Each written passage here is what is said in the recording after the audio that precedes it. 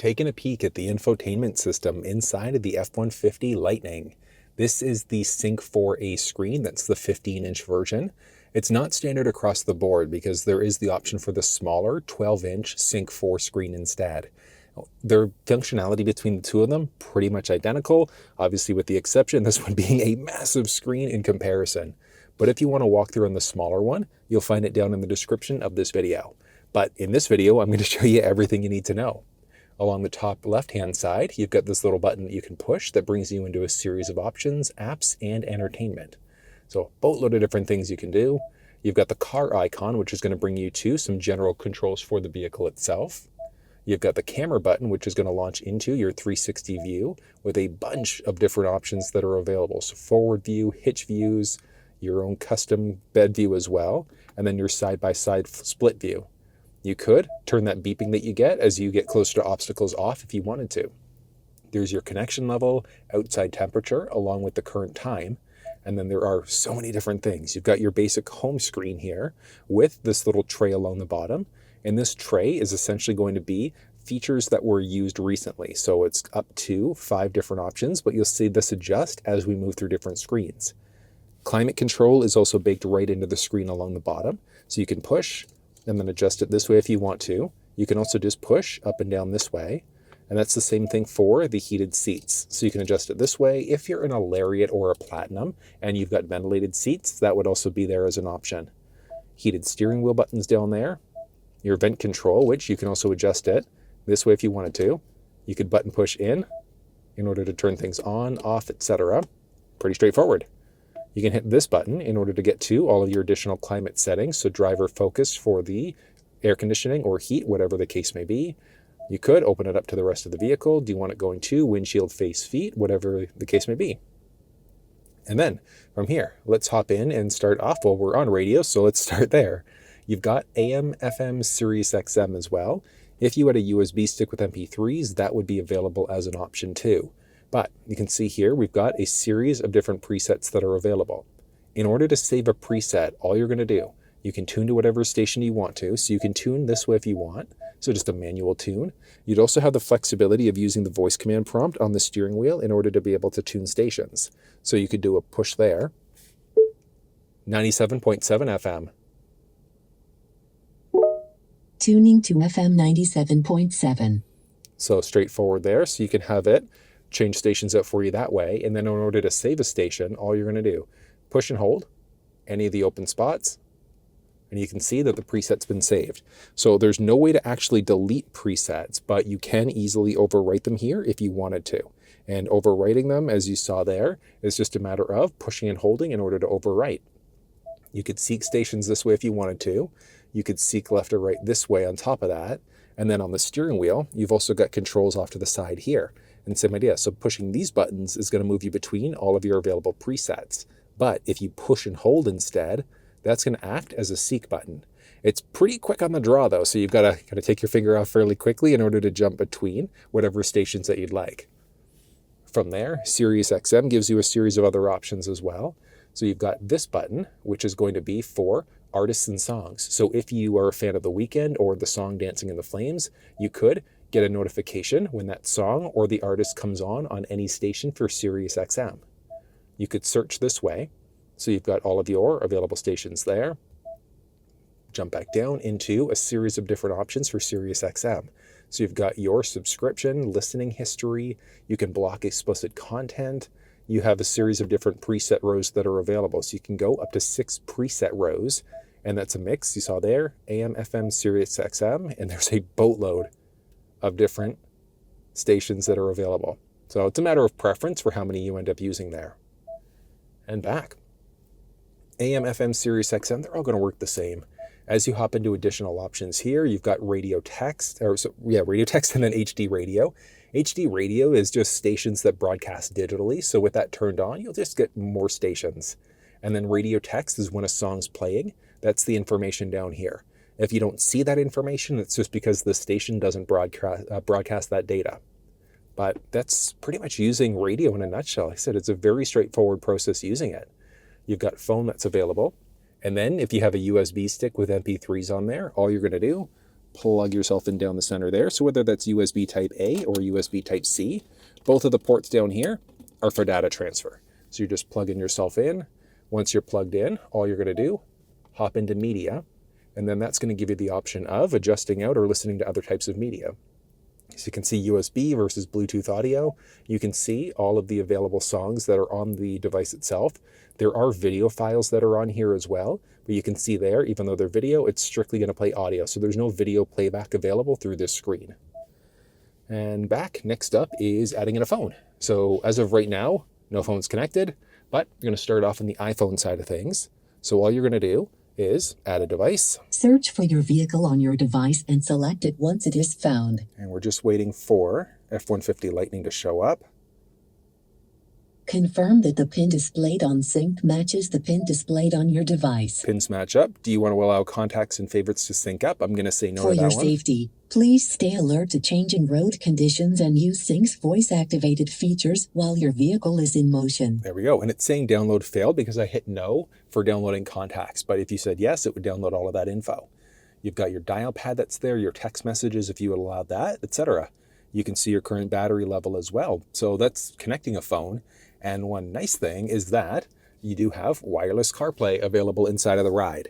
And one cool thing is that it is backwards compatible. So if you wanted to use a USB Type-C, you've got the flexibility to do it. So USB-A, USB Type-C, you can just plug yourself in down the center console in order to use that instead. But you can go wireless, take use of that wireless charge pad. So just going to hit Use CarPlay. Perfect. And it's saying that we're connected there, and it hasn't launched in. So let's go to our option here, click through, click into CarPlay. There we go. And we are fully connected. Love that. Full screen Apple CarPlay looks so good. So you can see this is using Waze right now. So this is kind of your general home screen here. You can push this in order to get back to this screen.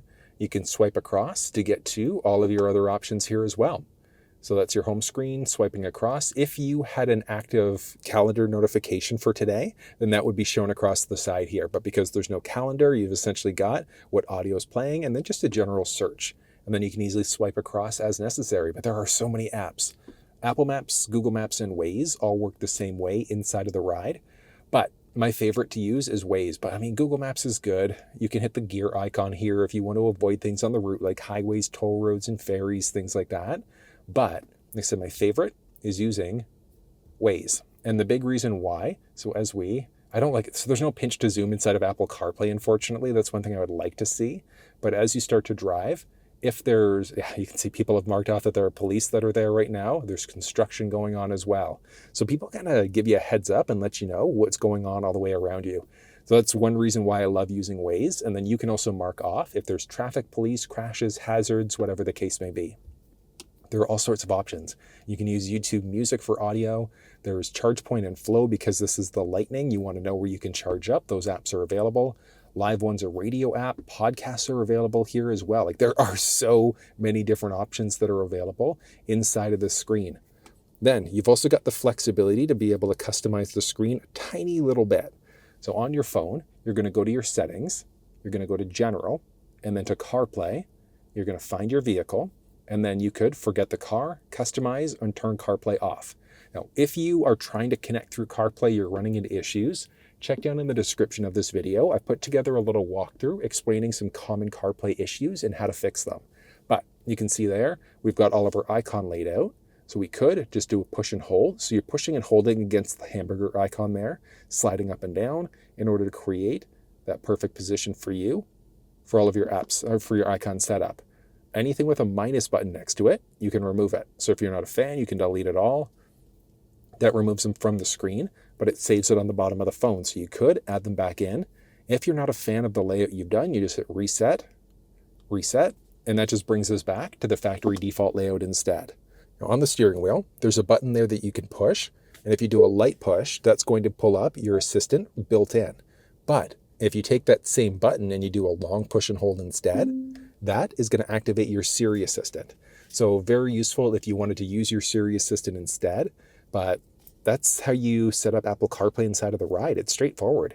If you were to hop back into the home screen, you could hit radio, So if you wanted to listen to audio while also in CarPlay, you can do that. So you just tune to whatever station you want, hop back into CarPlay there, and then we're listening to our radio or also navigating through CarPlay instead. So that's how you do it. If you hop back home, hop back into your phone there, that's going to launch you into CarPlay. But if you go into your settings here and then your phone list, you've got the phone that's been connected. So you could disconnect from CarPlay that way if you wanted to. And what it's doing is it's hooking up strictly for Bluetooth phone calls. So you can hook up for phone calls, for audio, for CarPlay.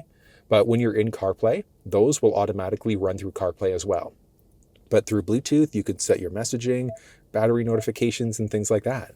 But that's how you set up Apple devices inside of the F-150 Lightning. Setting up an Android device is the exact same process. So on your phone list here, all you're going to do, hit Add Phone, and on the phone itself, search for your vehicle on your device and select it once it is found. So you can see that it's removed, it's disconnected from the iPhone, and we want to now connect to the F-150 Lightning. So we're going to connect that way. Confirm that the pin displayed on sync matches the pin displayed on your device. Pins match up there, so we'll okay that. For your safety, please stay alert to changing road conditions and use Sync's voice-activated features while your vehicle is in motion. So much info. Do you want to allow access to contacts and messages? This is not my car, so I'm saying no to that one. And you could just use the phone over Bluetooth right now if you wanted to, but you've also got wireless Android Auto. Same thing, you could use a USB cable, so USB Type-C. You have to make sure that it's a data transfer cable, but that's available. So we're just going to go enable for wireless, and it's going to take a second here to connect. Android Auto is now fully connected. I love how simple this process is. One thing that I really like about the Android Auto side of things is that Google Maps is full pinch to zoom support. But similar to what we saw on the iPhone side of things, you've also got the flexibility of adjusting things on your route, so avoiding motorways, toll roads, ferries, things like that.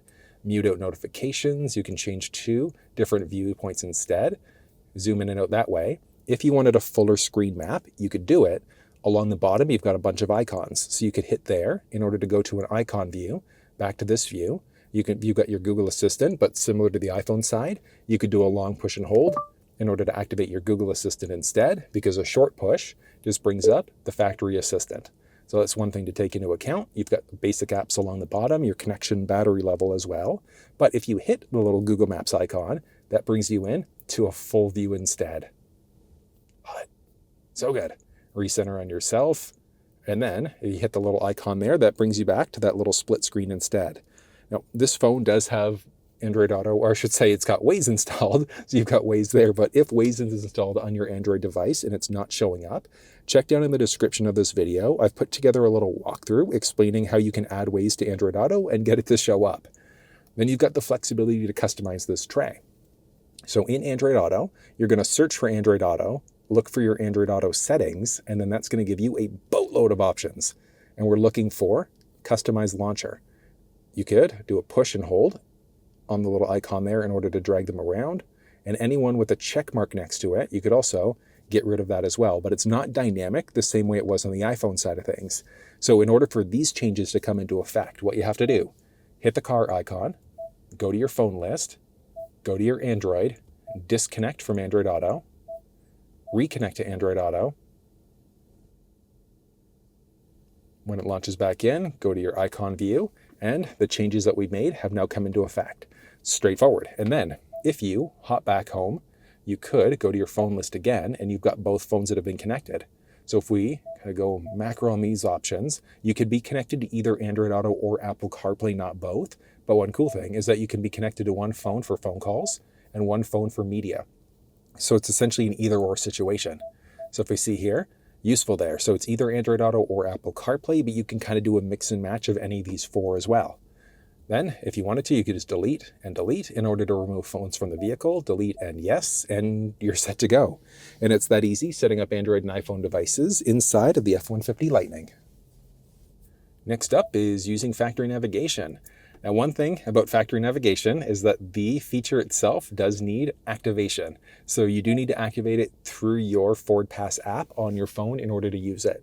You have to do it that way, otherwise it's just not going to work. So the option would be to connect through to your phone using CarPlay, to use Google Maps, Apple Maps, or Waze. So you get 3 years of connected service on a new vehicle. And then after those 3 years are up, it essentially just reverts into a dead moving map. And what that means is that, similar to what we're seeing here, you can't actually search for anything until you have the feature active. So without it active, it just is going to follow you around like I said, a dead moving map. But that's where using CarPlay instead would come into play. But if you want to walk through on actually using factory navigation inside of the Lightning, check down in the description of this video. It's on a previous gen, but it works the same way. But you can search by GPS coordinates, so latitude first, longitude second, etc.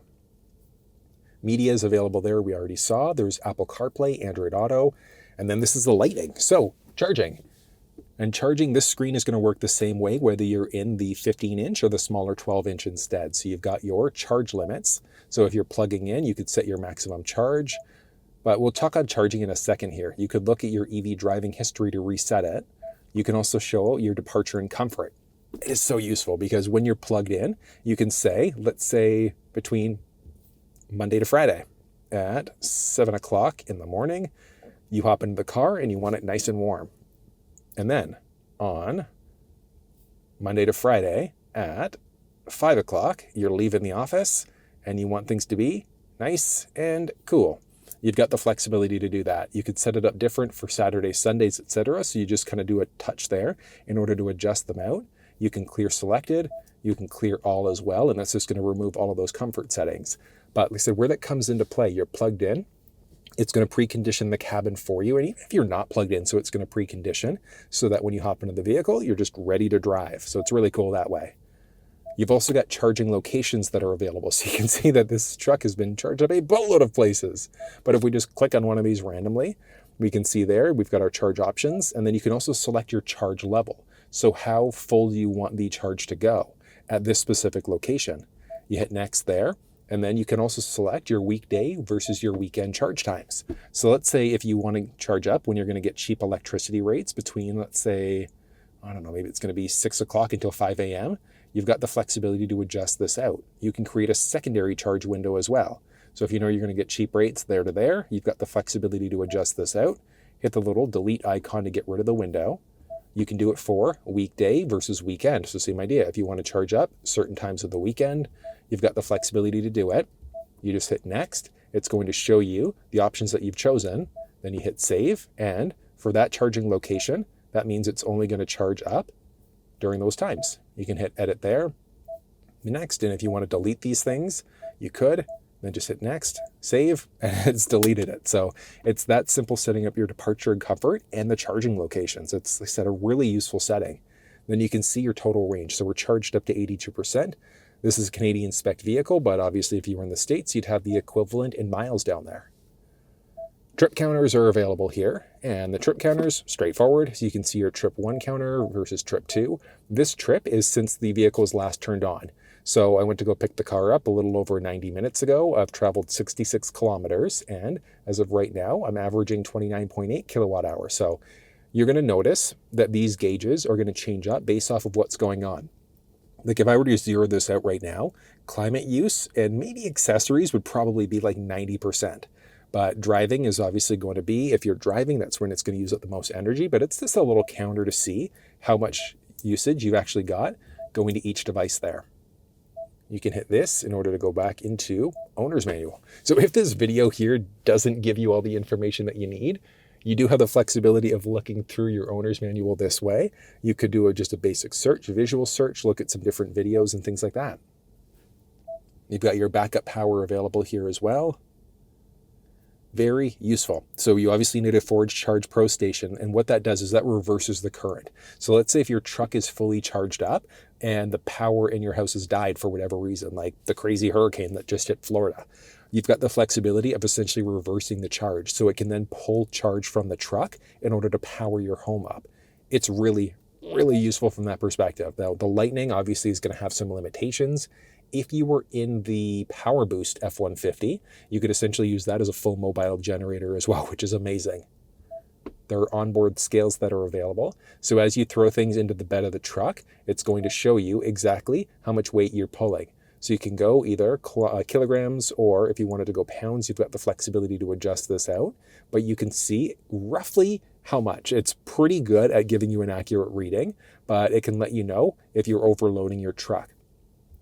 You can see the scales there as well. But yeah, it's funny, not for commercial use, because it's more like an approximate than an actual, but it's kind of useful. You can show different things, confirm different weight limits and things like that.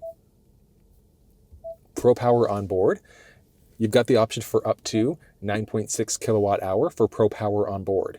You can have the front going, the back going, whatever the case may be. And then you can also turn them off. So if you don't want the bed draw to come in from the front or from the bed, you've got the flexibility to turn those off as well.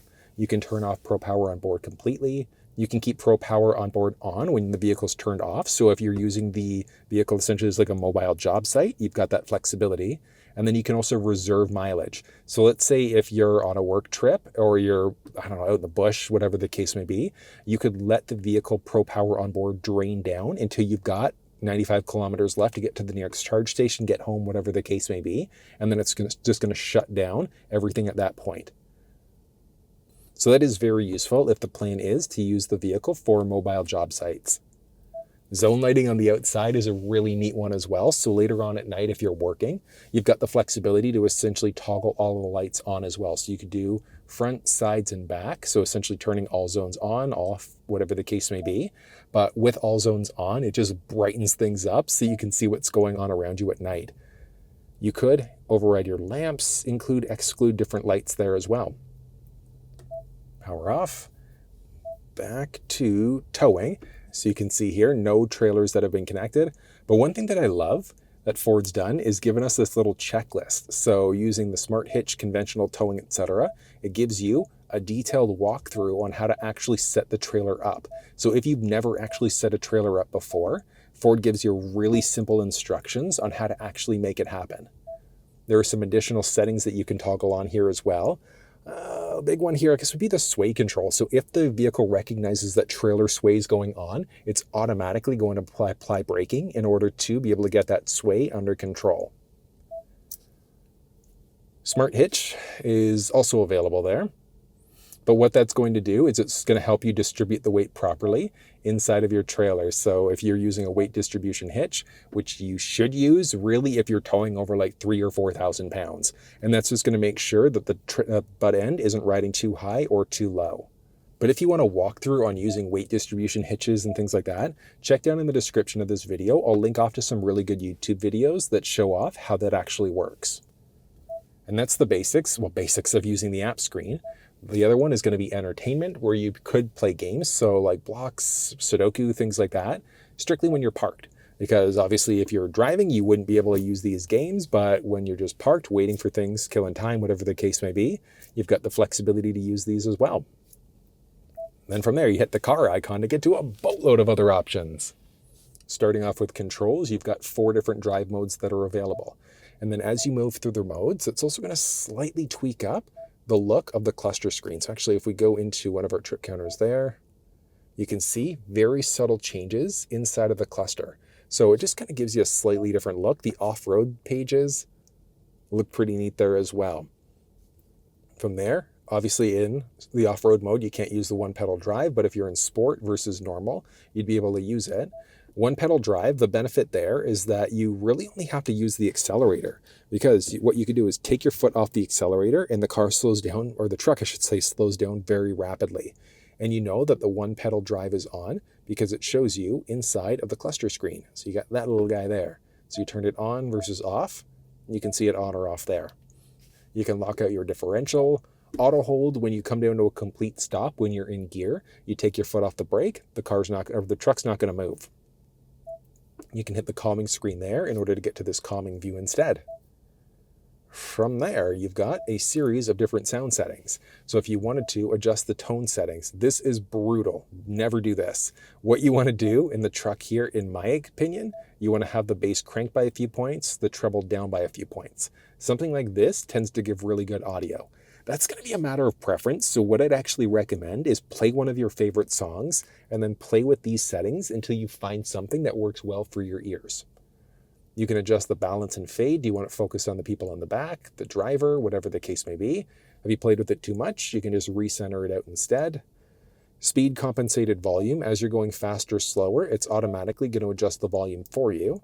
And then do you want to be in stereo versus surround sound instead? Phone list. If you had phones connected, you'd see all of your available options there. Driver assistance settings with so many different options. So auto hold, you'll see a few settings duplicated in a few different spots. And then you've got cruise control. So cruise control gives you normal versus adaptive. And then there's also blue cruise. So you can see blue cruise, essentially this is going to be a little camera that watches your eyes as you drive. And it even works when you've got sunglasses on, which is cool. But the cruise control buttons are along the steering wheel here. So you could toggle cruise control on this way. And then you could then set. You could increase or decrease 1 kilometer, 1 mile per hour at a time. There's a distance indicator, so how close or far are you away from the vehicle that's in front of you. There's a lane keeping system as well. That's the adaptive cruise. So one of the benefits of the adaptive cruise is that, let's say if you've got a little bit of a lead foot, the car in front of you slows down, you've set it at 100, it's going to automatically slow down for you. They change lanes, you change lanes, it's going to pick you back up to your previously set speed. Normal cruise is exactly that. If you've got it set at 100, car in front of you brakes, yours will not brake whatsoever. So I personally am a fan of driving with the adaptive cruise control system, but that's going to be a matter of preference. Lane centering with hands-free. So there is Ford's Blue Cruise system, and Ford's Blue Cruise system is fully hands-free driving on highways and interstates.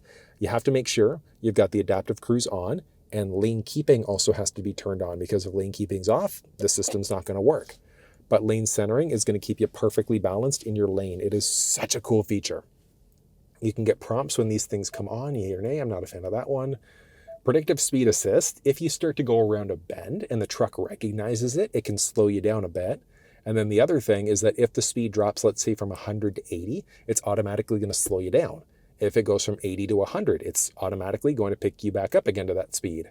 But that's based off of a tolerance level. So are you okay with going up to 30 over or under the speed limit? So you've got options there. I'm not a fan of that one, but matter of preference.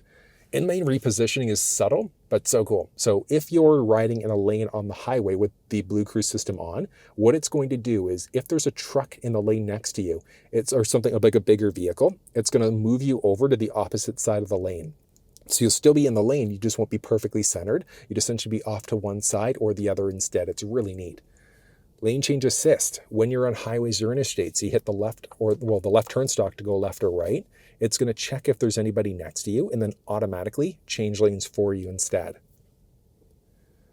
Speed limit assist. You want to get a speed warning. Not a fan of that one, so I make sure that one's kept off. Lane keeping system works 3 different ways. So the lane keeping system is turned on using the button that way.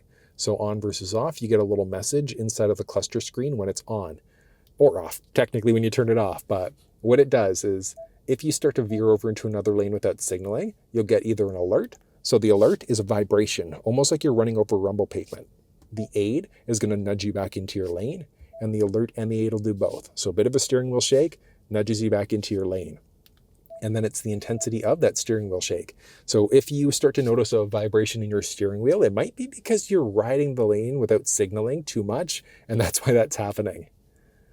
From there, pre-collision assist. So do you want the vehicle to automatically brake for you if there's a potential collision?